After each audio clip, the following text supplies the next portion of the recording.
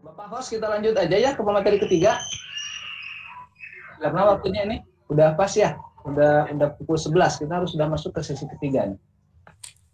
Bapak dan Ibu sekalian, didurug-dugen wae lah. Ya, biar yang sambil jalan saja, kalau yang mau keluar dulu bolehlah sambil ikut jalan.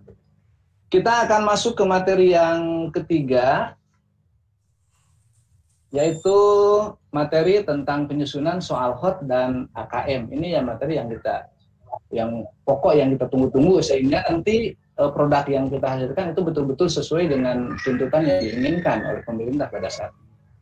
Bapak dan Ibu, sambil kita menunggu pemateri mempersiapkan materinya, ini kita ngobrol dulu bahwa di tengah tuntunan kualitas pengelolaan madrasah yang efektif dan tuntutan atas lulusan madrasah yang harus memiliki kemampuan abad 21, yaitu yang kita kenal dengan 4C itu ya, kolaborasi, critical thinking, kemudian creativity, dan komunikasi, maka kegiatan penilaian pembelajaran harus dikembangkan sedemikian rupa sehingga mendorong pembenahan perencanaan dan pelaksanaan pembelajaran secara kontinu.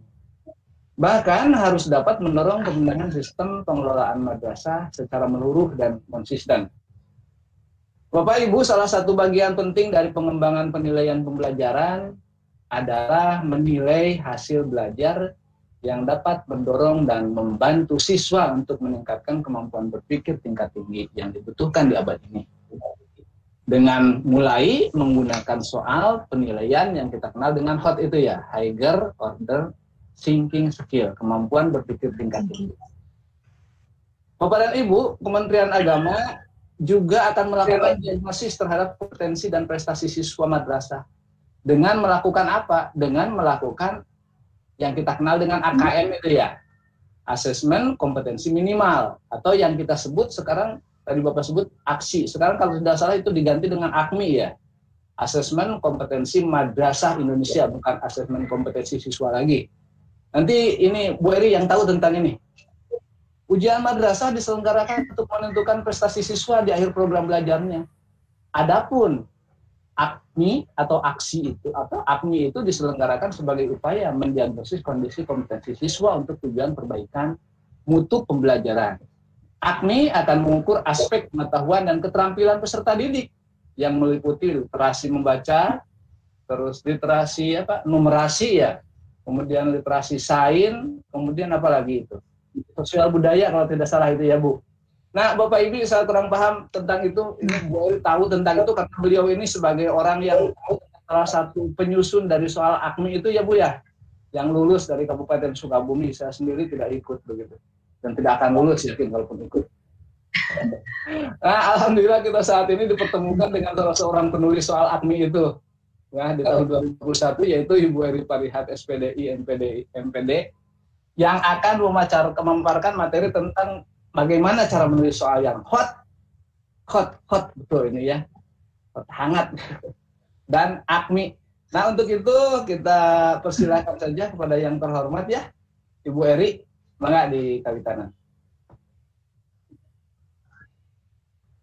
Sebelumnya saya mau tanya dulu Pak, ini keluar belum share screen? Sudah ada Bu, posisi belajar Indonesia ya? Sudah. Sudah ada posisi ya. Belajar Indonesia yang muncul. Sudah, silakan, suaranya juga ada muncul. Malah saya yang bingung. Ya, Bismillahirrahmanirrahim. Assalamualaikum warahmatullahi wabarakatuh. Selamat siang, Bapak dan Ibu guru hebat Kabupaten Sukabumi. Alhamdulillah pada kesempatan ini kita bisa belajar bersama. Saya berharap setelah kegiatan ini kita sama-sama bisa sharing bagaimana caranya menyusun soal ataupun menyusun kisi-kisi soal, karena selama ini yang kita tahu bahwa kisi-kisi soal tersebut kita hasilkan dari adanya kompetisi dasar. Sebelumnya Bapak dan Ibu, untuk slide yang pertama ini sebenarnya sudah ditayangkan oleh Bu Inas. Kita langsung saja ke materi ya supaya tidak bertele-tele. Pak Didin, ya. Mohon maaf untuk share screen-nya. Di jalan nggak? Oh, itu masih di posisi Belajar Indonesia, Bu? Belum jalan? Masuk, udah jalan. Oke. Udah. Oke, bagus. Ya. Tadi sama pemateri pertama sudah dijelaskan apa yang dimaksud dengan penilaian HOTS. Yang harus saya garis bawahi, tolong membacanya jangan sampai hilang S-nya ya. Karena kalau hilang S-nya maknanya akan berubah. Jadi tetap harus dipanggilnya HOTS. Sebelum kita mengetahui apa itu yang disebut dengan penilaian HOTS, tentu saja kita harus mengenal juga karakteristik dari penilaian lain yang disebut dengan penilaian LOTS dan MOTS. Ketiga penilaian tersebut sebenarnya terdiri dari 3 karakter. Untuk penilaian HOTS sendiri, dia memiliki karakternya, jalan sendiri. Sebentar ya. Ya. Jadi untuk karakternya sendiri, untuk penilaian HOTS, dia berada di posisi tingkat tinggi. Ini artinya kemampuan nalar siswa dan evaluasi serta proses analisis siswa butuhkan saat ini. Kemudian kontekstual. Kontekstual ini maksudnya adalah bahwa soal-soal itu disesuaikan dengan keadaan atau fenomena yang terjadi pada kehidupan baik murid atau peserta didik maupun kehidupan masyarakat secara umum. Kemudian beragam. Soal HOTS ini harus beragam, tidak boleh satu ragam. Disebut beragam itu artinya ketika dia berbentuk pilihan ganda atau pilihan jamak seperti yang dibicarakan oleh Bu Imas, ini tetap pilihan gandanya tidak hanya melulu modelnya seperti itu, tetapi ada yang disebut dengan pilihan ganda kompleks. Begitu juga dengan soal uraian. Di soal uraian pun ada berbagai macam, sehingga dikatakan bahwa soal HOTS itu harus beragam. Menginjak dari pertanyaan tadi, saya terinspirasi oleh pertanyaan Pak Ibnu tentang apakah di soal atau di kisi-kisi bahasa Arab tidak memperlihatkan adanya HOTS. Tapi sebenarnya ketika saya lihat tadi, saya sedikit noong gitu ya, kisi-kisi aliyah untuk bahasa Arab, itu banyak sekali Pak yang mengandung nilai HOTS. Mari kita lihat ya. Sebentar, ini agak low. Nah, di proses kognitif atau proses berpikir sendiri, kenapa saya harus ke sini dulu, tidak langsung ke penyusunan soal HOTS itu seperti apa? Karena kita harus menyamakan dulu persepsi. Apa sih sebenarnya yang disebut dengan soal HOTS itu sendiri? Di sini kita lihat bahwa ada level rendah atau yang sering kita sebut sebagai level 1, kemudian level sedang dan tinggi. Untuk rendah ini kita sebut LOTS, segitu kita sebut MOTS, dan tinggi itu kita sebut HOTS. Di level-level inilah yang dari C1 sampai C6 kita akan mengetahui KKO atau apa sih yang ingin dinilai dari peserta didik itu sendiri. Kita lanjut dulu.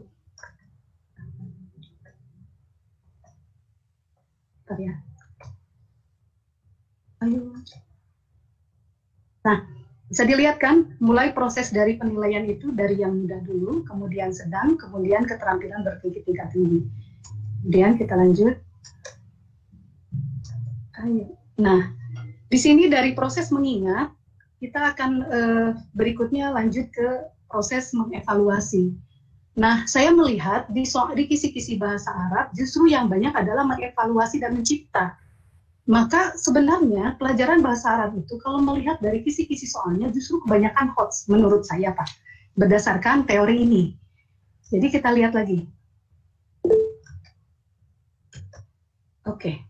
Nah, di sini ada beberapa level tahapan berpikir. Kita ketahui bersama, baik soal HOTS maupun soal AKM sebenarnya menginjak pada beberapa literasi.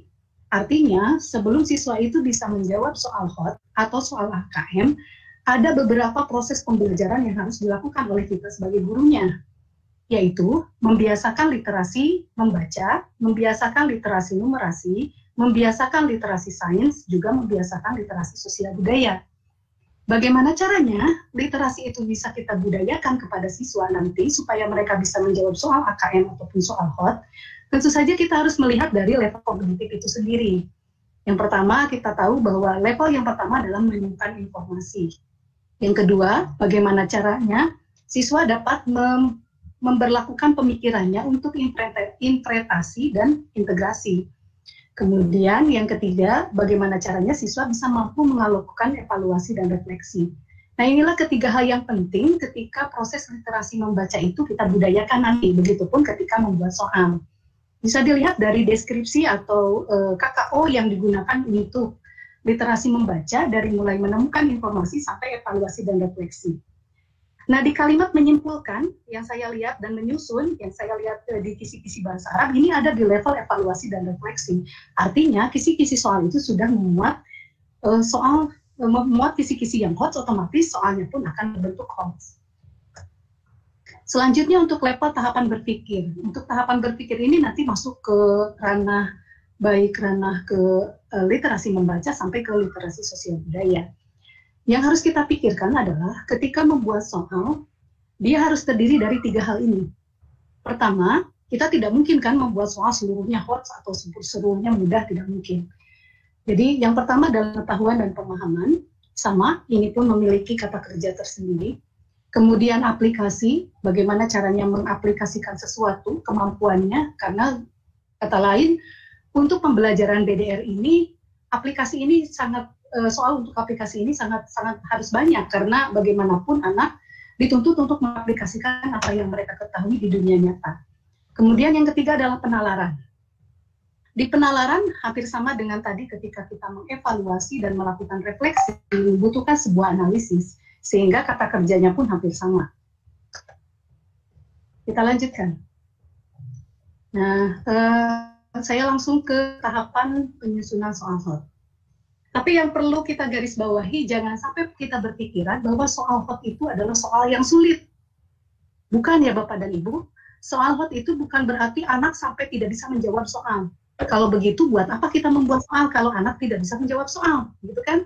Artinya, soal hot ini adalah soal yang memang membutuhkan penalaran dan pemikiran dari aplikatif, dari apa yang mereka ketahui. Misalnya, saya akan memberikan 2 buah contoh soal. Yang pertama, Bapak dan Ibu bisa melihat membacanya. Yang pertama, Andi membaca Al-Quran dan bertemu dengan lafaz yang mengandung hukum bacaan mad asli, yang bertemu dengan hamzah pada kalimat yang sama. Maka lafaz yang dibaca Andi mengandung hukum bacaan. Ini sebenarnya kalau anak tersebut konsepnya hafal, dia akan menganggap ini soal mudah. Tetapi dari segi cara pemaparan soalnya, ini ada stimulus. Nanti saya akan jelaskan apa yang dimaksud stimulus, sehingga anak diajak untuk beranalisis dulu, untuk berpikir dulu. Maka baru bisa menjawab bahwa itu adalah jawaban berwajib mutasil. Dengan kata lain, anak akan berpikir dulu sebelum menentukan jawabannya. Minimal dia membaca dulu. Nah, inilah yang dikategorikan soal hot. Yang kedua, lafaz ja'aka merupakan contoh bacaan. Ini sebenarnya kalau melihat dari kalimat ja'akanya, potongan ayatnya, nanti kita akan lihat di indikatornya kenapa sampai begini bunyinya. Ini merupakan soal yang berbentuk clause. Karena pemahaman, recall, mengingat kembali. Ketika anak mengingat kembali, maka itu sudah dikategorikan bukan soal hot, tapi soal yang lots. Sama jawabannya, yaitu mad wajib mutasil. Tapi yang berbeda adalah bagaimana cara pemaparan bentuk dari soalnya tadi, alias stimulusnya. Kita lanjut ya. Ini menurut saya karena teori tidak harus terlalu kita bahas. Saya yakin Bapak dan Ibu apalagi kurikulum ini sudah ngolotok ya untuk teori. Kemudian kontekstual. Ini sudah saya nyatakan tadi bahwa kontekstual ini sangat berhubungan erat sekali dengan apa yang kita alami saat ini. Jangan sampai berpikir bagaimana kita membuat soal hot sedangkan anak saja tidak ada pembelajaran. Bagaimana kita mau buat soal-soal yang berbentuknya hot, sedangkan materi yang kita sampaikannya pun tidak sempurna, karena kaitannya gara-gara daring ini. Ada keterbatasan dalam segi penyampaian kurikulum. Kemudian beragam. Nah, ini yang harus kita pahami sama-sama, kenapa sampai ada yang disebut dengan AKM, atau Assessment Kompetensi Minimum. Di AKM ini ada beberapa contoh soal, atau beragam soal yang diuraikan, dan ini harus dianalisis. Membutuhkan analisis literasi yang mumpuni dari seorang anak, dan ini harus dibiasakan. Jadi kita tidak bisa membuat soal hot tanpa pembiasaan dulu di proses mengajarnya. Jadi bagaimana caranya merangsang analisis anak, merangsang daya pikir anak, kalau ketika proses pembelajarannya pun kita gunakan metode low, tidak metode hot.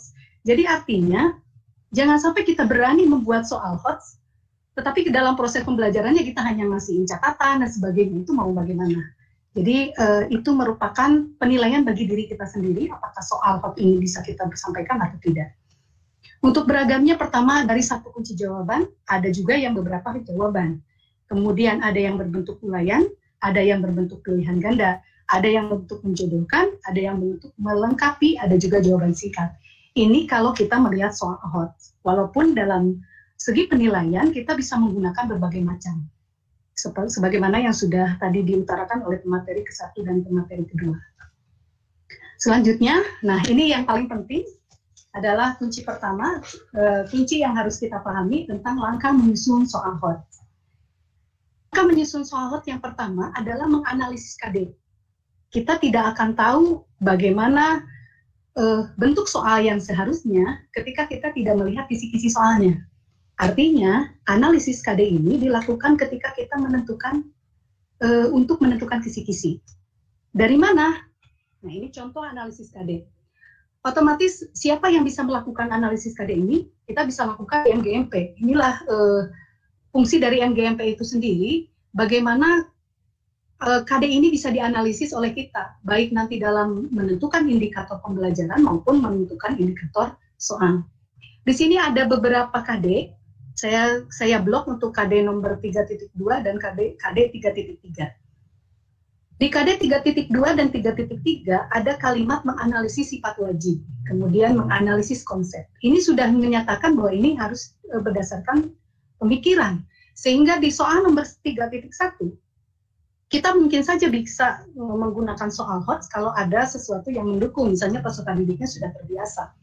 Tetapi kalau tidak, kita hanya bisa mengkategorikan ini karena memahami, kita hanya mengkategorikannya sebagai level 1 atau di C2, sehingga tidak bisa disebut soal HOTS, karena ini hanya ke aplikasi saja. Kemudian soal untuk yang 3.2, otomatis inilah yang nanti kita akan gali untuk menjadi soal HOTS. Nah, sesuai dengan yang sudah di pemateri kedua katakan bahwa indikator ini terdiri seperti ini. Nah, yang harus kita cermati untuk membuat soal dari KD itu, biasanya KD, setelah KD itu ada IPK nanti di kisi-kisi, kemudian ada indikator soal. Ketika kita akan membuat soal, Bapak dan Ibu harus melihat stimulus di sini. Jadi cara membuat stimulus sendiri dilihat dari indikator. Artinya, soal yang baik adalah soal yang sesuai dengan indikator yang diinginkan. Apa? Yang pertama adalah stimulusnya. Di stimulus ada penekanan konteks. Di penekanan konteks ini ada kalimat disajikan. Maka Bapak dan Ibu harus mencari stimulus yang sesuai dengan indikator ini. Disajikan 2 gambar sendi. Artinya Bapak Ibu harus melihat atau mencari stimulus berupa gambar sendi, 2 buah. Dan simulasinya pada sistem gerak tubuh manusia. Ini bisa berbentuk ada gambar yang memperlihatkan tangan digerakkan dan sebagainya. Nah, ini stimulusnya. Kemudian peserta didik dapat membandingkan. Apakah kalimat membandingkan ini? Kalimat membandingkan inilah yang disebut dengan KKO. Dari KKO inilah kita akan tahu bentuk soal ini HOTS, LOTS, atau MOTS. Ya, jadi artinya kita langsung ke stimulus. Ketika kita melihat di indikator soal itu stimulusnya sudah terlihat seperti apa keinginan dari pembuat kisi-kisi, maka kita akan langsung bisa membentuk stimulus itu. Apakah stimulusnya itu diberikan stimulus 1 atau cukup 1 saja, atau 2, 3, atau 4. Ini tergantung dari bagaimana keadaan peserta didik yang kita hadapi. Karena kita nggak mungkin memberikan beberapa stimulus kalau memang soal tersebut hanya memberikan 1 stimulus saja. Kita lanjut. Nah, bagaimana sih sebenarnya untuk memilih stimulus? Tadi sedikit sudah dibahas oleh pemateri yang kedua. Pertama, pilih materi stimulus yang sesuai dengan indikator soal. Sesuai dengan tadi ya, kalimat di C-nya atau condition-nya. Kemudian yang kedua, periksa stimulusnya. Apakah ketika kita membuat stimulus itu benar bisa dapat menjadi soal itu dimengerti atau justru semakin tidak dapat dipahami? Atau bagaimana, sehingga kita harus betul-betul membuat stimulus yang relevan dengan indikator dan tujuan dari pembuatan soal yang kita inginkan. Kemudian sudahkah menunjukkan proses berpikir hot, C4, C5, dan C6? Dari mana kita menentukan ini sudah menunjukkan proses berpikir atau tidak? Ini dilihat dari KD tadi. Sehingga perlu ketika analisis KD itu dilakukan, kita akan melihat langsung ke indikator pencapaian kompetisi ataupun indikator soal. Nah, ini beberapa hal tentang stimulus. Pertama, stimulus itu harus ditulis sebaiknya bersifat edukatif, inspiratif, menarik, dan memiliki unsur keterbaruan. Kedua, soal harus sesuai dengan indikator atau tujuan pengukuran, sesuai yang sudah saya katakan tadi. Kemudian penulisan soal harus sesuai dengan kaidah penulisan soal. Stimulus, gambar, kalimat, slogan, dan kutipan tidak mengandung unsur iklan. Jadi artinya ketika ada kalimat menggosok gigi dengan menggunakan Pepsodent, itu harus dihindari ya, karena penggunaan nama satu produk aja kita sebenarnya harus ada izin. Jangan sampai nanti kita digugat oleh Unilever gara-gara kita mau menyebutkan nama Pepsodent. Baru-baru ini kan rame ya, ada nama gubernur lah siapa yang disebutkan di sini. Nah, di sini hati-hati dalam penggunaan merek nama. Harusnya kalau misalnya menggunakan pasta gigi, jangan disebutkan mereknya, cukup saja pasta gigi. Kalau sabun, jangan gunakan lip balm-nya, tapi sabunnya. Atau instansi tertentu. Nah, jadi harus lebih hati-hati ketika menggunakan kalimat, ketika menggunakan stimulus. Karena ada beberapa rekan yang tahun 2020 membuat soal AKM, alhamdulillah gara-gara ada satu nama, yaitu nama Bapak Presiden kita disebutkan, dia sempat tersandung masalah ini gara-gara pencatutan sebuah nama. Kemudian nomor 5, ilustrasi soal tidak mengandung unsur sara. Ini udah jelas, karena sudah beberapa kali ada hal yang tidak diinginkan, ini jelas harus lebih hati-hati ketika membuat stimulus. Kemudian tidak menggunakan nama orang yang masih hidup. Kemudian stimulus, gambar, teks, data, atau kutipan apapun sebaiknya dari sumber kredibel. Artinya, ketika kita mencantumkan satu gambar yang memang kita ambil dari satu sumber tertentu, di bawahnya harus dicantumkan. Dia dok apa, sumbernya dari mana, dan sebagainya. Kemudian stimulus maupun soal menggunakan bahasa Indonesia yang baik dan benar. Nah, Bapak dan Ibu, saya akan sedikit membawa Bapak dan Ibu, boleh nanti dihidupkan moodnya ya, yaitu mikrofonnya. Saya mengilustrasikan stimulus di sini. Bapak Ibu boleh baca? Halo, masih ada? Kedengaran suara saya? Halo? Yep. Dikirain saya sendirian. Ini masih ada pesertanya. Kusuma nyimak kayaknya, Bu. Oh iya, baik. Terlena mendengarkan. Masih banyak hadir. Bapak dan Ibu silakan dibaca. Saya ingin meminta komentar Bapak dan Ibu, boleh dikomentari di chat ataupun di komentar langsung. Saya membuat stimulus, ini masih stimulus sampai panjang begini.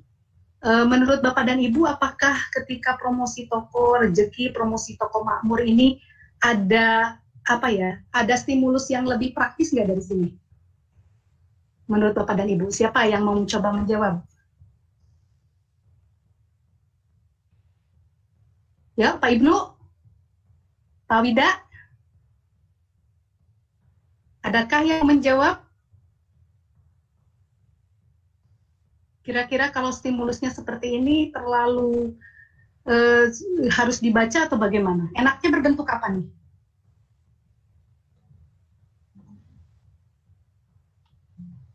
Ayo, silakan, Bapak. Ya. Oke, kalau tidak ada, saya perlihatkan gambar yang kedua ya. Nih. Nah, ini stimulus yang kedua. Stimulus yang kedua, soalnya masih seperti tadi, tentang Bu Siti yang ingin membuat 6 bungkus hadiah. Di sini ada gambarnya seperti tadi. Sama, paket hemat harganya 62, sama seperti tadi. Tapi ini bentuknya apa? Gambar. Menurut Bapak dan Ibu, coba saya ingin tahu, asik mana nih baca soalnya? Yang ke satu apa yang kedua? Ayo, dibuka mikrofonnya. Yang kedua, Bu. Oke, terima kasih jawabannya Ibu. Ya, untuk yang kedua, jauh lebih dapat dipahami dan jauh lebih menarik ketika membaca soalnya. Sehingga pasti kita akan langsung bisa menjawab supaya pembelian hadiah dengan dana termurah sebaiknya paket alat tulis Bu Siti yang mana. Nah, nanti kita melihat dari stimulus. Inilah gunanya stimulus sebagai informasi dari kemampuan analisis anak yang akan diterapkan pada gambar ataupun diagram, catatan, dan tulisan dan sebagainya. Saya perlihatkan satu contoh lagi ya. Apa ini Bapak dan Ibu? Siapa yang tahu? Boleh dibuka mic-nya? Nyuhunkan sedekah suarana we.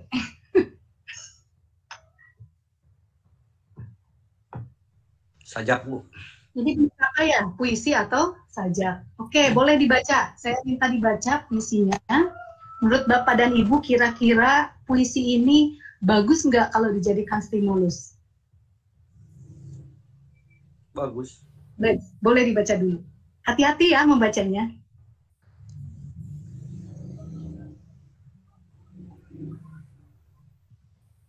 Oke, ada tanggapan lain? Satu orang tadi menyatakan bagus. Ada lagi nggak? Guru bahasa Indonesia nih. Saya minta Bu Imas, Bu Fawida.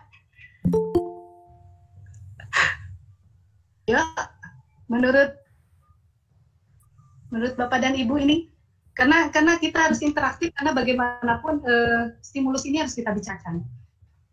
Oke, Bapak dan Ibu, ada yang mau menanggapi? Tadi sudah ada satu orang katanya bagus. Bagus tapi, Bu. Ya, tapinya apa? Saya karena mungkin di situ ada lambang negara yang dibawa. Tadi ada stimulus itu harus tidak juga yang menyinggung hal-hal yang berhubungan dengan unsur pemerintahan, negara, dan sebagainya. Maka mungkin ini diganti dengan yang lain yang mungkin bisa lebih fleksibel dan tidak menyinggung hal-hal tersebut. Itu, Bu. Terima kasih. Oke, terima kasih Pak. Tepuk tangan buat Bapak siapa ya? Tangan dulu. Ya, di sini untuk ya Pak Windan punten teka tingali kami nih kami kita layarnya penuh dengan teks jadi tidak kelihatan orang. Ya. Ya. Jadi betul Pak Winda dan Bapak Ibu yang lain bahwa puisi ini kurang bagus. Ya, halo. Bahwa puisi ini kurang bagus. Ya. Nanti pertanyaannya nanti ya Pak. Ya, silakan. Jadi ketika stimulus itu kita baca, apalagi puisi ini, kita lihat ada sejenis kata, kayak ada kata-kata provokasi dan sebagainya, ini lebih baik ditiadakan dan tidak menggunakan stimulus seperti ini. Inilah yang disebut bahwa kita harus hati-hati ketika menentukan stimulus. Jadi tidak boleh kita sembarangan, walaupun sebenarnya kita itu adalah negara bebas, boleh mengeluarkan pendapat, nanti guru PKN akan marah ketika saya menyebutkan dan sebagainya. Tetapi bagaimanapun, karena kita tidak mau mendatangkan trauma, tidak mau mendatangkan sesuatu hal yang negatif terhadap siswa kita, terhadap murid-murid kita, maka alangkah lebih baiknya kita menggunakan stimulus yang lebih bersahabat. Kita lanjutkan. Contoh stimulus cukup sekian ya. Kita lanjut dulu ke tahapan yang kedua. Siapa yang masih ingat langkah yang kedua untuk membuat soal hot itu apa? Siapa yang masih ingat? Baru tadi loh, belum 5 menit. Kontekstual, Bu. Ada lagi selain kontekstual? Langkah-langkah penyusunan soal hot. Satu adalah membuat KD, menentukan KD, memilah KD. Yang kedua adalah menentukan stimulus. Yang ketiga, siapa yang ingat? Ngacung. Ayo. Sepertinya ini pada melamun semua nih. Yang ketiga, iya. Apa Pak? Memenuhi kaidah penulisan soal. Iya, yang ketiga adalah menentukan kisi-kisi. Ya, kita ulangi lagi. Kalau begitu saya harus kembali ke yang awal. Supaya Bapak dan Ibu tidak lupa. Saya harus ulangi lagi. Karena jangan sampai setelah mengikuti soal ini, lupa lagi susunan untuk membuat hoax. Nanti ditanyakan sama yang ikut, duka atuh tadi teh naon. Nah, jangan sampai begitu ya Bapak dan Ibu. Karena kita sudah mengorbankan tenaga dan waktu untuk mengikuti ini. Iya, saya kembali lagi, nggak apa-apa. Nanti kita lanjut ke selanjutnya.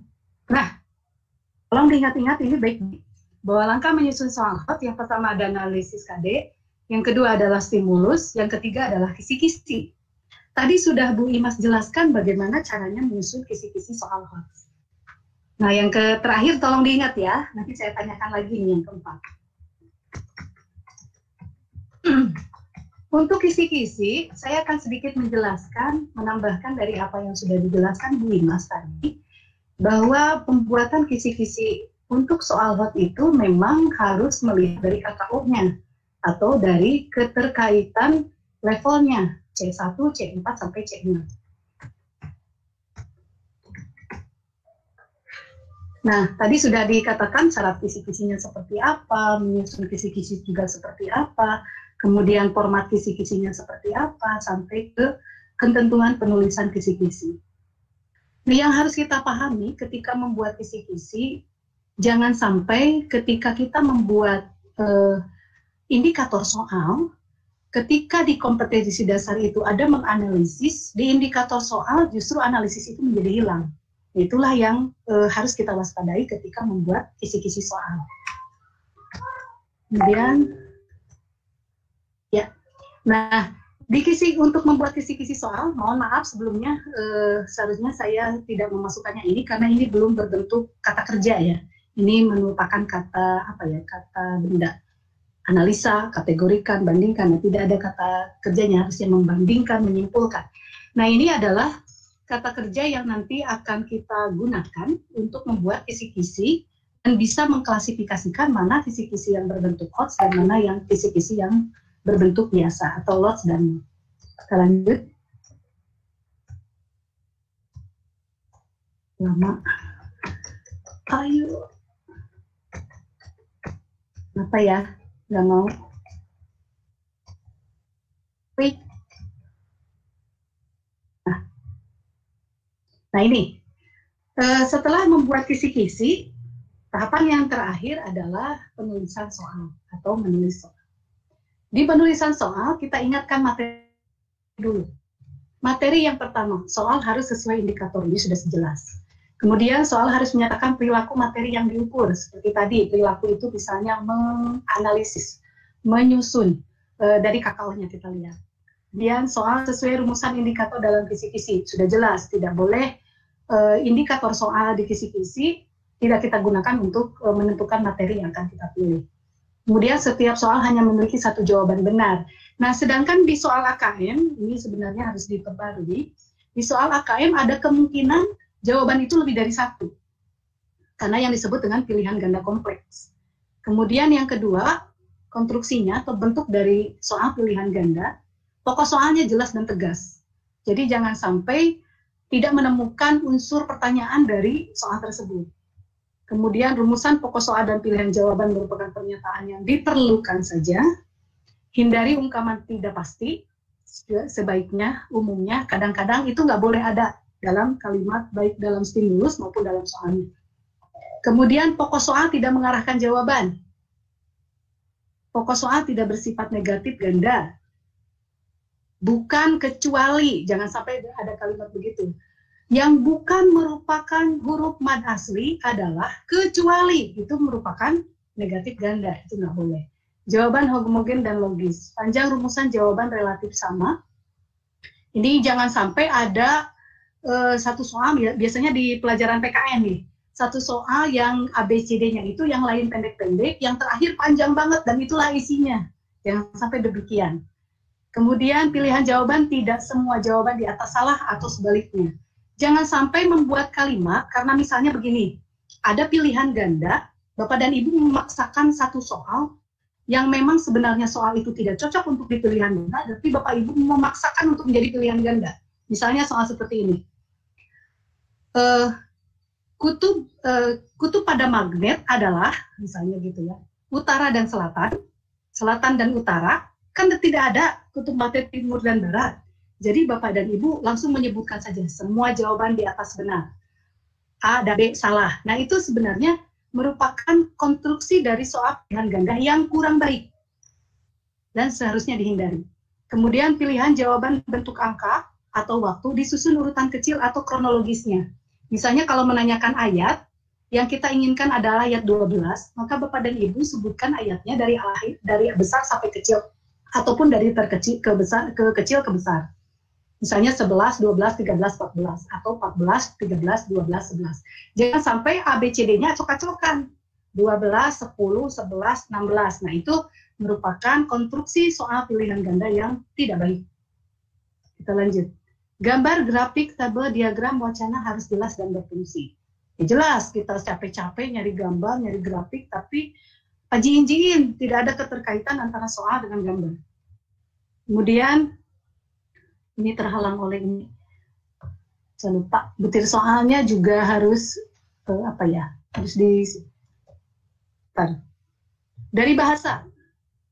Bahasanya harus menggunakan kaidah bahasa Indonesia dengan memperhatikan unsur pemakaian kalimat. Kecuali untuk soal bahasa Sunda dan bahasa Inggris, otomatis bahasa Arab. Otomatis itu harus menggunakan kaidah bahasa Inggris, Arab, maupun Sunda. Yang harus kita lihat adalah bagaimana caranya pemakaian kalimatnya, baik subjek, predikat, anak kalimat, pemakaian kata, pilihan kata, penulisan kata, pemakaian ejaan, penulisan huruf, penggunaan tanda baca, komunikatif, dan mudah dimengerti. Saya ingat kemarin ketika seleksi KKM, yang ditanyakan itu bukan soal-soal ketika wawancara itu bukan pengertian dari sosial budaya atau apa yang mereka tanyakan adalah, apakah Bapak dan Ibu mengikuti komunitas menulis? Kenapa mereka sampai bertanya demikian? Ternyata ketika kita di WA saja typo, itu bisa menjadi bulian yang sangat besar. Jadi artinya betul-betul untuk proses penulisan pun dihindari kebiasaan typo, dan itu merupakan kebiasaan yang saya yang susah untuk dihilangkan ya. Kemudian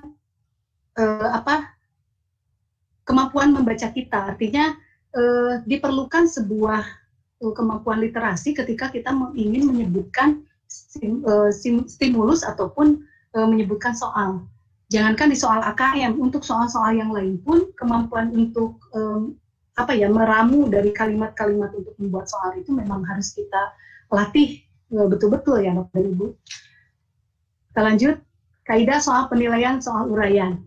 Kita lihat apa bedanya bagi penulisan soal uraian dengan soal pilihan ganda.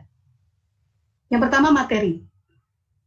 Masih sama, yang pertama masih sama, setiap pertanyaan harus diberikan batasan jawaban yang diharapkan. Ya, jangan sampai ada jawaban yang seolah-olah ambigu ketika kita mau bertanya.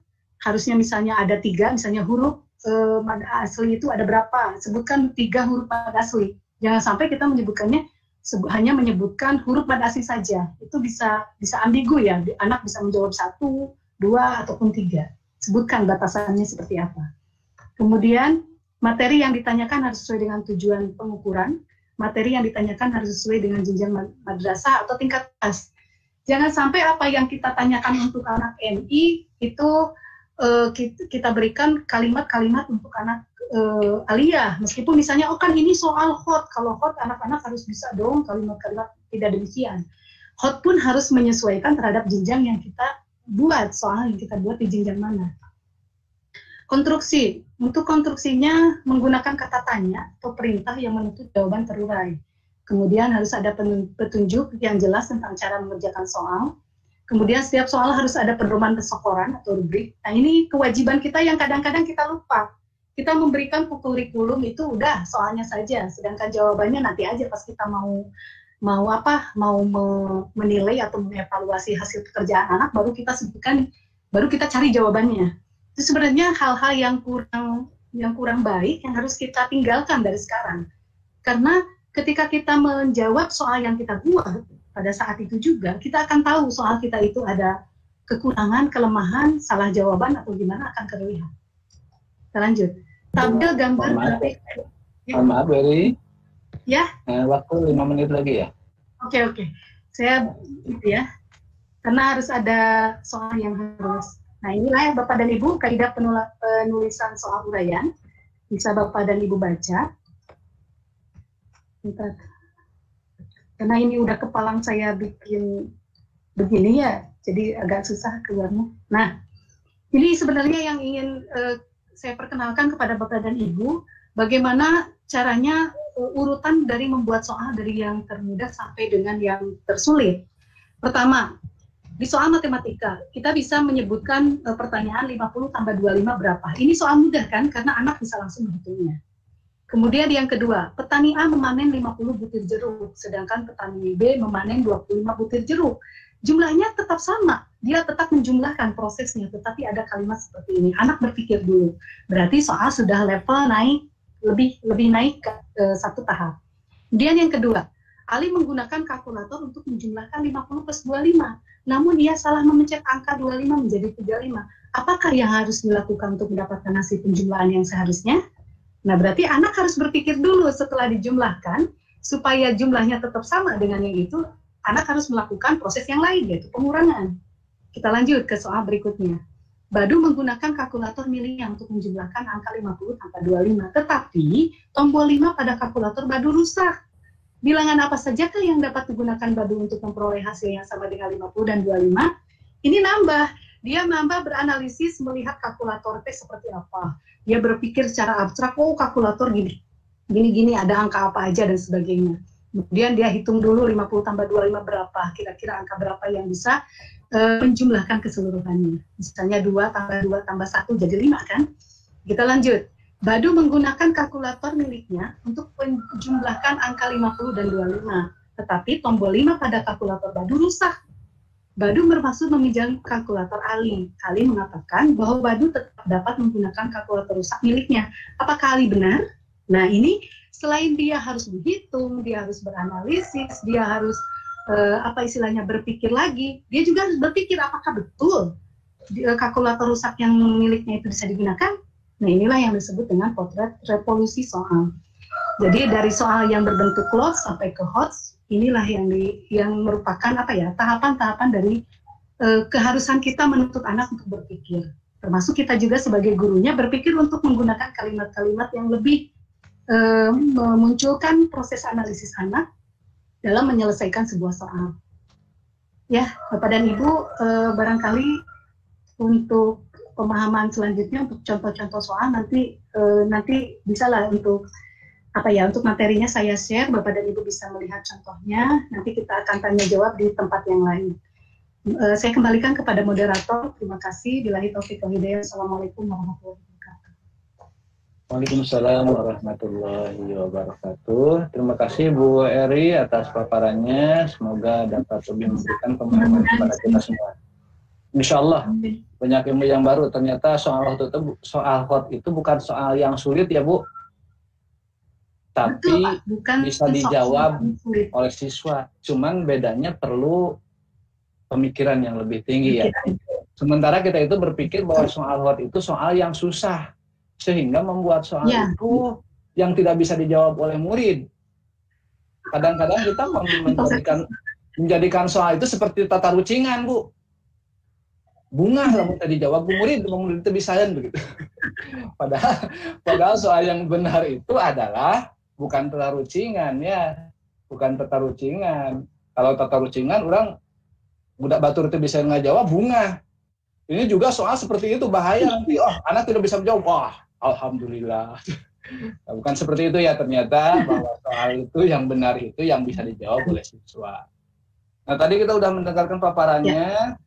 Bagaimana langkah-langkah penyusunan soal hot, kemudian contoh-contohnya, dan sebagainya. Dan barangkali dari Bapak Ibu ada yang ingin ditanyakan, mumpung tentang AKM juga ya, tentang KKM, Bu, AKMI tadi ya? AKMI belum terbahas ya tadi oleh Ibu mungkin, atau KKM lebih jauh, atau tentang hot ini, penulisan, bagaimana. Silakan Bapak Ibu yang mau bertanya boleh angkat tangan. Enggak. Hot dibacanya ya Bu, bukan hot. Bukan Pak, pakai S. Pakai S-nya. Jangan ditinggalkan. S-nya jangan ditinggalkan Pak. Jadi ada Pak Bunyamin itu. Ada Pak Bunyamin tadi yang angkat tangan ya. Pak Bunyamin bagaimana? Ada mau ditanyakan? Kamu tuh ngomong. Halo? Iya. Pak Bunyamin mau bertanya, silakan. Iya. Ya, begini. Dalam ujian madrasah UAM BN itu informasi bahasa Indonesia tidak ada praktek. Padahal sebenarnya ekspresi dari rumpun bahasa yang mulok saja bahasa Sunda ada. Nah ini bagaimana sebetulnya dengan pembahasan soal-soal maupun kisi-kisi yang bersifat hot, sehingga dalam praktek juga kan kita membuat kisi-kisi itu ya. Terima kasih. Masih ada yang lain? Dari penanya yang lain? Silahkan. Sudah ada. Pak Dede Ruska. Pak Dede Ruska? Oh iya, silakan Pak Dede Ruska. Langsung saja Pak Dede. Assalamualaikum. Mohon pada kemarin kawis dina ngadamal kan kemungkinan soal teh paketnya paket A, paket B gitu, jadi sabaraha paket gitu. Sering kejadian teh ada disajikan suatu wacana di mana gitu dina kisi-kisina, tapi dina praktekan dina soal nyalirat biasanya si wacana itu teh dijantankeun sababaraha paraosan gitu di hadapan teh. Dina sistem paket itu teh sok janten ngawur teh buku, jadi soalnya di mana gitu si wacanana, terus patrosona di halaman mana gitu. Janten nah kedah setiap soal damel dibubuhkeun naon teks dimasarkan kisi-kisi atau napi memang kalau UM nyalira dia nah memang kayak paketna atau napi henteu itu eta nu ditafsirkeun tapi teh ibu atur nuhun Bapak. Terima kasih Pak Dede. Ada lagi yang lain? Masih ada mungkin? Pak Didin ada pertanyaannya. Kolom chat, Pak. Oh dari kolom chat. Oh iya. Dari kolom chat ada pertanyaan dari Ibu Susilawati ya. Ini bunyinya Assalamualaikum, Ibu maaf mau bertanya untuk soal hot dalam suatu teks soal itu berapa persen? Soal hotnya berapa persen dalam apa? Ulangi ini ya. Ibu maaf mau bertanya untuk soal hot dalam suatu teks soal itu berapa persen? Begitu Beri. Ya bisa dipanggil. Bisa diterima ya? Nah, 3 dulu ya. 3 dulu, nanti kalau masih ada waktu kita tambah lagi untuk pertanyaannya. Oke, Bu Eri silakan untuk menanggapi 3 penanya tersebut. Insya Allah saya coba jawab ya Pak ya. Untuk jawab pertanyaan pertama yang dari Pak siapa tadi? Dari Pak Bunyamin Samsudin dulu. Ya? Dari Pak Bunyamin. Bunyamin, kenapa? Ya dari Pak Bunyamin. Ya, untuk di bahasa Indonesia memang betul tidak ada praktek, tapi Pak yang kita ketahui bersama untuk bahasa Indonesia ini dari keseharian saja sebenarnya sudah praktek Pak, baik dari penulisan maupun pembacaan. Yang harus kita lakukan sekarang adalah ketika di ujian madrasah itu kita buat soal mau berbentuk tulisan, karena saya lihat dari kisi-kisi UM saja yang PAI dan bahasa Arab, di sana pusat itu memberikan 60 indikator, memberikan kewenangan kepada kita untuk membuat soal itu mau berbentuk tulisan, yang mau PG semua, mau campur esai, mau esai semua, itu tidak dibatasi. Karena di sana tidak dikatakan soal nomor berapa seperti halnya kisi-kisi yang biasa. Tapi di sana hanya disebutkan level 1, level 2, dan level 3.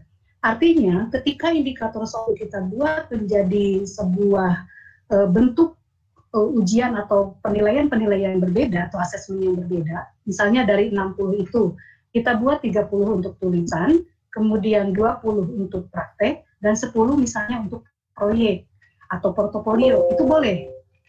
Sebentar Pak Didin, baterainya habis. Enggak. Saya cas dulu.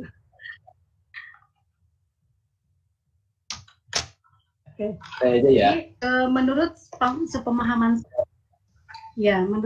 saya, ketika di bahasa Indonesia memang tidak ada praktek, tidak ada ujian prakteknya, tetapi ada ujian tulis nanti, maka lakukanlah penugasan yang lain. Baik dia berbentuk proyek, berbentuk portofolio, ataupun penugasan yang membutuhkan anak untuk melakukan itu. Misalnya membuat tulisan atau meresensi 1-2 buku dalam 1 minggu, itu merupakan sebuah proyek yang bisa kita gunakan sebagai materi praktek walaupun tidak ada prakteknya. Jadi penilaian nanti kita bisa menggunakan penilaian proyek dan penilaian portofolio atau penugasan.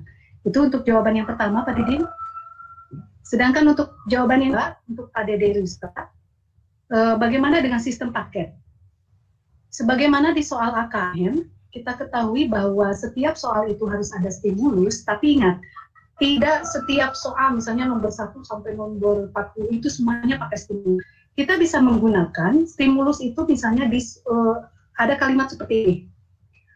Untuk soal nomor 1 sampai dengan 5, baiklah wacana berikut ini. Sehingga Bapak dan Ibu maksudnya hanya membuat 1 stimulus, tetapi untuk 5 soal. Nah, itu boleh.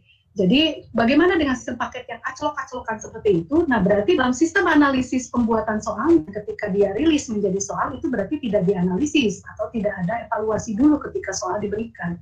Karena seharusnya ketika soal stimulus itu diberikan nomor 1 dan 5, maka ketika diberikan di soal yang 20 misalnya, ada kemungkinan beda lembar lagi, maka itu harus ada stimulus yang baru. Tidak boleh stimulus yang gimana digunakan di soal yang sebelah mana. Tidak boleh. Jadi artinya itu harus ada penjelasan dulu, harus jelas penjelasannya, bahwa stimulus ini digunakan untuk nomor berapa sampai nomor berapa. Jadi sistem paket tetap harus ada acuan bahwa soal stimulus baik wacana ataupun apapun itu harus untuk nomor berapa. Begitu Pak Didin untuk jawaban nomor 2. Untuk terakhir yang ketiga, saya lupa Pak Didin. Persentase soal hot, Bu. Berapa persen persentase soal hot dari sebuah teks? Untuk persentase soal hot, sebenarnya hanya cukup 10% juga cukup. Artinya ketika ada soal 40, kita buat 4 soal itu sudah kuning untuk hot. Karena mau tidak mau anak sendiri kita berbeda. Ketika anak kita tulis soal hot, ada kemungkinan soal hot itu susah, Pak. Soal lots itu susah, seperti pemahaman. Misalnya begini, nama lain dari jagung misalnya. Misalnya upper Hoek kan misalnya dalam biologi misalnya upper Hoek kalambola apa, itu kan sebenarnya recall ya, mengingat kembali hafalan, itu pertanyaannya mudah, lots juga, tetapi anak tidak bisa menjawab.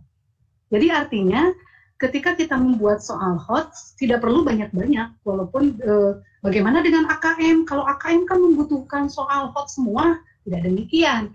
Karena bagaimanapun, soal AKM itu hanya membutuhkan analisis dan kebiasaan anak itu dalam konteks keseharian.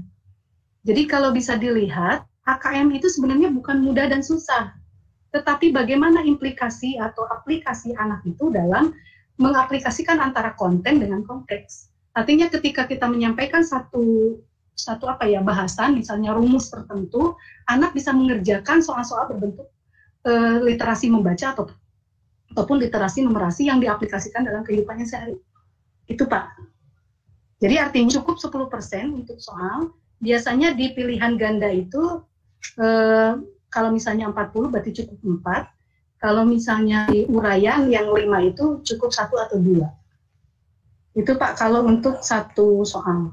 Ya. Bagaimana kalau misalnya kita mau lebih dari 10%? Kita lihat dulu keadaan siswanya. Karena bagaimanapun sebuah asesmen itu harus sesuai dengan profil. Kenapa sekarang Rintah menyuruh kita untuk membuat soal sesuai dengan madrasah masing-masing? Tidak dibuat oleh KKM, tidak dibuat oleh MGM, tidak dibuat oleh satu orang, satu komunitas tertentu. Karena itu tadi, yang mengetahui profil dan keadaan siswa sekolah adalah sekolahnya sendiri. Jadi, bolehkah kita membuat soal misalnya orang lain 40? Kalau dulu kan kita seragam ya Pak, dari ujung Jampangan sampai ujung Sukabumi sana, semua soal 40. PG-nya 40, kemudian 5, kosnya sama, misalnya 10, kemudian yang lotnya sama sekian. Tapi ternyata penilaian setiap sekolah akan berbeda. Pertama dari cara penyampaian gurunya juga pasti berbeda, kedua bagaimana keadaan kultur di sekolah itu sendiri, kemampuan anaknya. Ada kemungkinan, contohnya misalnya seperti di Quran hadis, di Cikembar mah tajwidnya susah untuk diaplikasikan. Jangankan tajwid, huruf aja katuker keneh misalnya. Itu tidak mungkin kita memberikan soal hot pada tatanan tajwid. Maka kita gunakan soal hot di yang lainnya. Artinya itu tadi, kenapa setiap asesmen itu harus disesuaikan keadaan siswa? Kenapa harus disesuaikan dengan keadaan sekolah? Kenapa harus berdasarkan kebijakan madrasah atau sekolah masing-masing? Karena itu tadi, soal ini diperuntukkan untuk sebuah penilaian yang intinya menjadi sebuah informasi bagi kita sebagai guru, apakah kita mengajar sudah benar atau tidak. apakah cara kita penyampaian kepada anak sudah benar atau tidak. Idealnya seperti itu kan, kita membuat penilaian itu. Jadi alangkah ketika kita memiliki soal memang dari orang lain, dari MGMP lain seperti RPP misalnya. RPP juga kita tidak mungkin menggunakan RPP dari sekolah lain atau madrasah lain digunakan di sekolah atau madrasah kita. Karena yang mengetahui profil dan keadaan murid-murid kita adalah ya kita, sesuai dengan kemampuan mereka. Begitupun dengan membuat soal. Itu Pak. Ya. Panjangnya. Ya. Begitu barangkali sudah dapat terjawab ya. Jadi sebetulnya pada surat edaran itu ya dari pengantar kisi-kisi ujian madrasah tahun pelajaran 2020-2021 dari Kementerian Agama RI ya, dari Dirjen itu sudah ada bahwa barangkali nanti coba saya lihatkan ya prosentase. Iya Pak. Coba saya lihat sebentar ya. Nah ini saya share ya. Yaitu acuan. Ya. Boleh Pak. Sebentar ya, saya share dulu. Tuh. Ada 10, 20 berapa ya? Kalau saya 20. Nah itu bahwa penyusunan soal ini untuk level 1-nya 20%, ini untuk semua jenjang ya. Jenjang MI, MTS ataupun MA. Level 2-nya yaitu middle, mod itu 50%. Dan level 3-nya itu hot 30%. Itu tergantung dari berapa jumlahnya, tergantung jumlah soal yang akan kita tulis seperti itu. Kalau misalkan jumlah soalnya 30 ya 30% aja dari 30 gitu. 5% dari 30 berapa? 20% dari 30. Tinggal karena jumlah soal itu setiap sekolah ini diberi kebebasan oleh pemerintah untuk menyusun sendiri jumlah soalnya mau berapa. Jadi tidak mesti sama. Itu sudah jelas. Kemudian penyusunan soal juga agar mempertimbangkan situasi pandemi sehingga tingkat kesulitan dan kognitif soal yang dikembangkan dapat menyesuaikan kondisi pembelajaran. Ya, yang berlangsung selama ini di setiap madrasah. Atas dasar itu, maka meskipun sebagian besar level kognitif kompetensi dasar KM 183 itu level 3, guru dapat menyusun soal di setiap madrasah, dibolehkan mengembangkan soal pada level 1 atau level 2. Jadi itu fleksibel saja ya, karena ini sekolah yang memegang wewenang sebetulnya sudah ada. Yang kita lihat edarannya dan posnya saja. Ibu dan Bapak, ini waktunya sudah hampir habis, 2 menit lagi. Sementara kita belum closing. Nah, tadi ada pertanyaan tadi di chatting ya. Pertanyaannya ini saya bagikan dulu sebentar ya untuk menjawab pertanyaan ini. Sebentar.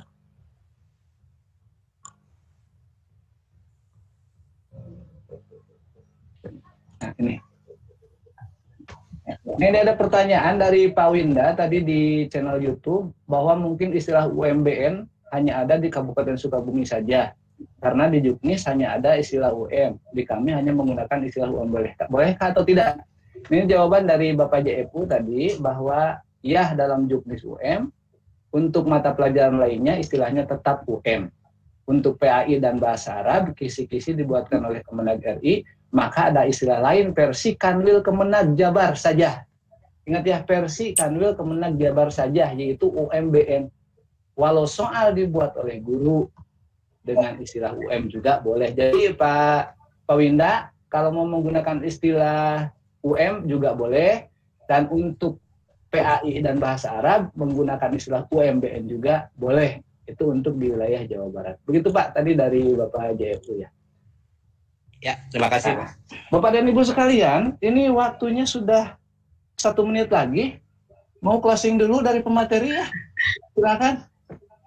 Bu Eri atau Ya, dari Bu Imas atau dari Pak Irwan, barangkali sebelum kita tutup.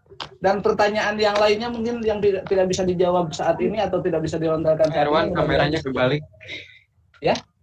Mau siapa ini yang closing dari pemateri? Mau Pak Irwan, mau Bu Eri atau Bu Imas? Ada waktu 1 menit. sepertinya dari yang pertama saja Pak. Dari Pak Irwan. Mangga Pak Irwan. Halo, Pak Irwan masih ada? Ya, ya, Enggak, Kang closing Pak Irwan, ada waktu 1 menitnya? baik 1 menit. Aduh, jungkir Pak kameranya. Nanti jokir, bentar. Jadi kan supaya semua ada juga. Atas saya, atas. Jadi kan karena kita harus beradaptasi dengan teknologi, kemudian kita semuanya tegang dari tadi itu, dari jam 8. Jadi saya sengaja menjungkirkan kamera. Nah, gitu. Karena teman-teman akan sulit untuk menjungkirkan. Terus Ya. jungkirnya. Baik, Pak. Baik. Gini, saya menyampaikan 2 hal.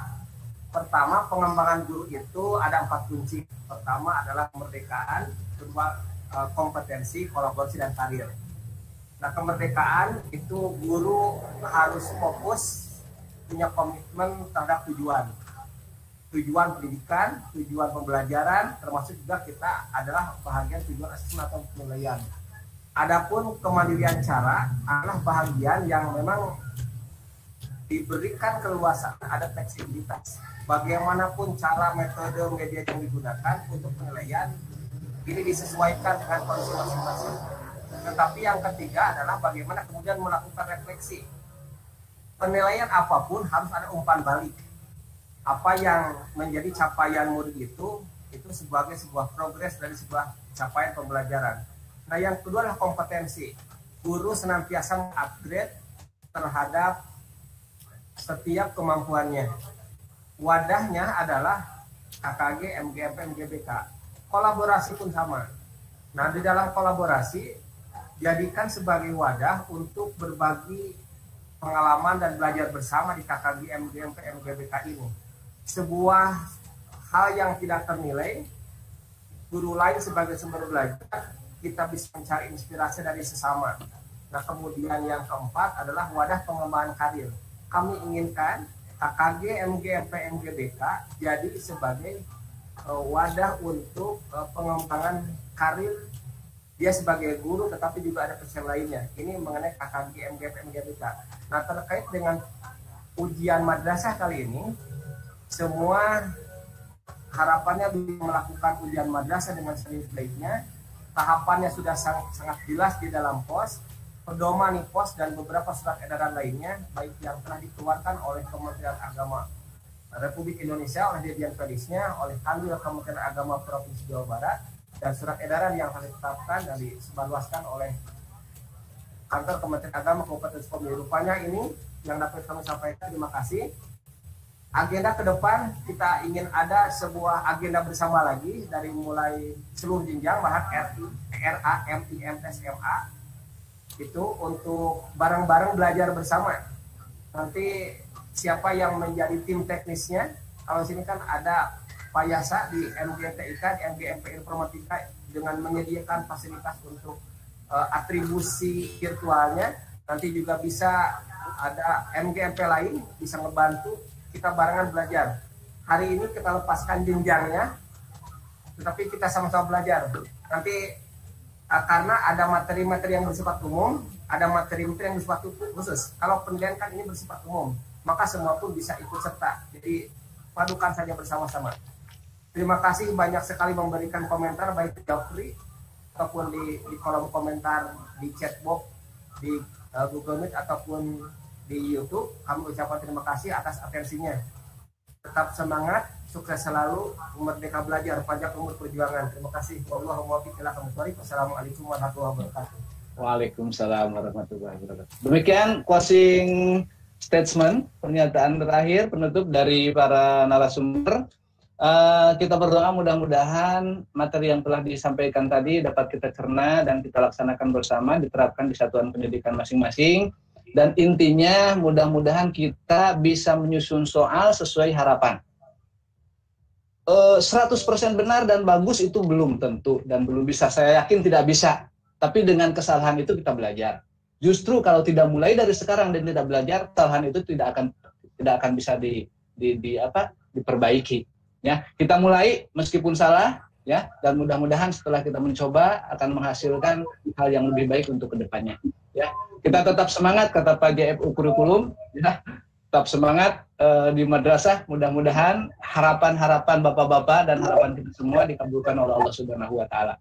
Bapak dan Ibu sekalian, atas nama pembawa acara saya mengucapkan terima kasih kepada Bapak Kasih Firman, kemudian Bapak tadi Ketua Pokjawas, kepada para narasumber, kepada pengurus KKG, MGMK dan MBBK, kemudian dari Bapak Ibu yang sudah mengikuti kegiatan ini, baik mengikuti langsung di meeting ataupun dari live streaming Google.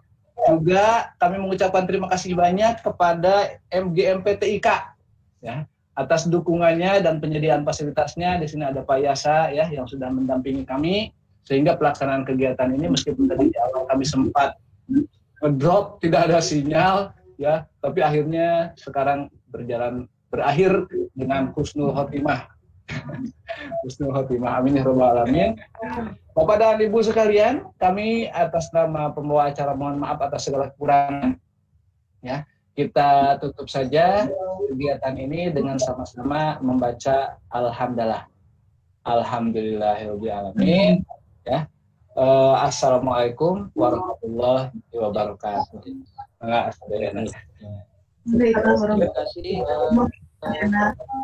Terima kasih Bapak Ibu semua. Jangan dulu live ya. Kita foto bersama dulu. Silakan dinyalakan dulu kameranya. Kak Bapak di weekend ini Kak Pas. Manganyakeun Bapak Yasa. Ya. Yasa punten. Terima kasih. Ya. Untuk materi saya mungkin saya titip ke Bapak, masukin ke link yang tadi ya. Iya, boleh. Silakan. Ya, Bu. Nanti saya masukin Yasa pilih Bapak bersama lah. Ya, terima kasih. Ya. Mungkin ini terakhir closing statement dari saya. Saya ucapkan terima kasih kepada Bapak Ibu yang telah hadir pada kegiatan hari ini. Insya Allah ini adalah merupakan ikhtiar kita dalam rangka menebar manfaat bagi Bapak Ibu Ketua MGMP dan juga KKG, bagi yang mau mengadakan kegiatan yang sama seperti ini dipersilakan untuk memfasilitasi secara teknis, insya Allah free. Boleh nanti Zoom meet-nya 3 hari 3 malam juga bisa. Dan bisa masuk 1.000 orang. Ya. Insya Allah gitu. Silakan Bapak Ibu nanti bisa bagi yang ketinggalan juga bisa lihat di live YouTube kami karena nanti ada recordnya di MGTIK channel ya. Jadi nanti ada yang ketinggalan materi atau silakan lihat channel MGTIK. Untuk terakhir silakan Bapak Ibu dibuka kameranya, kita foto bersama dulu sebagai kenang-kenangan kita bahwa kita sudah mengadakan kegiatan ini. Belum nyala semua, silakan bikin pose secantik dan sekasep mungkin. Pak Winda kena senyum, Pak Winda. Pak Winda. Siapa? Ya, siap. Ya.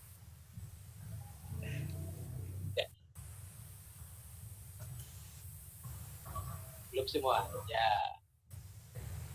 Seadanya aja ya. Seadanya aja ya. Ada yang tidak pakai baju tuh di foto. Siap. Sudah. Ya, terima kasih Bapak Ibu. Saya sebagai host mengucapkan banyak terima kasih. Assalamualaikum warahmatullahi wabarakatuh. Waalaikumsalam warahmatullahi wabarakatuh. Ya, satu nuhun pisan. Daripada ngobrol lah. Silakan. Izin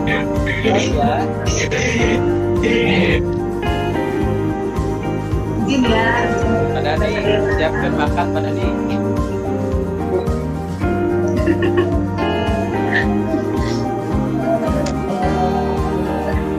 Ayo, naiklah di pelabuhan ya, ambil pelacur.